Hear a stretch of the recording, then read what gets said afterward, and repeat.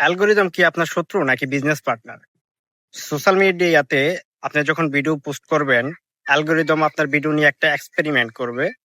তখন অ্যালগরিদম আপনার ভিডিওটা প্রথমে ১০০ জনের কাছে পাঠাবে। ওই ১০০ জনের রিয়েক্ট দেখে অ্যালগরিদম হচ্ছে আপনার ভিডিওটা নিয়ে আগাবে। যদি দেখে হচ্ছে আপনার ভিডিওতে ভালো লাইক আসতেছে না, কমেন্ট আসতেছে না, বা ওয়াচ টাইম, এভারেজ ওয়াচ টাইমটা আগাচ্ছে না, তখন হচ্ছে অ্যালগরিদম আপনার ভিডিওটা ওখানেই পোস্ট করে দিবে। আর যদি হচ্ছে অ্যালগরিদম দেখে আপনার ভিডিওতে লাইক আসতেছে, কমেন্ট আসতেছে, বা এভারেজ ওয়াচ টাইমটা বেড়ে যাচ্ছে, তখন ওই ভিডিওটা অ্যালগরিদম আরো ৫০০ জনের কাছে পাঠায়।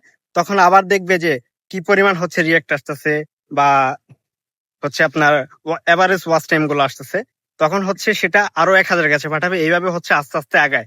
তাই আপনার ভিডিওর শুরুতে প্রথমেই হচ্ছে ৩ সেকেন্ডে এমন ভাবে দিবেন যেন আপনার আহ কন্টেন্টটা মানুষ দেখে বা বের না হয়। তখনই হচ্ছে অ্যালগরিদম ভাবে যে আপনার এই ভিডিও দিয়ে অডিয়েন্সদের এই প্ল্যাটফর্মে আরো বেশিক্ষণ আটকিয়ে রাখা যাবে।